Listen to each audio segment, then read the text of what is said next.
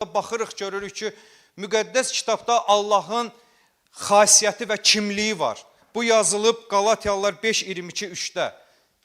Yazılıb ki, müqəddəs ruhun səmərəsi isə budur.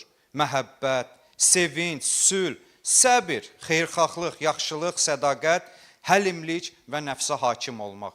Bax, Allahın xasiyyəti budur. Bax, bu kimi xasiyyətdə biz yaşasaq, bax, o zaman Allahı biz sevindirərik.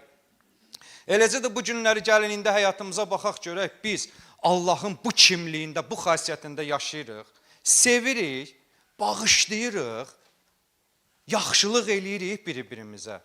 Yoxsa biri-birimizin düşməninə çevrilmişik. Yeşaya 63:10-da yazılıb ki, lakin İsrail üsyankar olaraq onun müqəddəs ruhunu kədərləndirdi.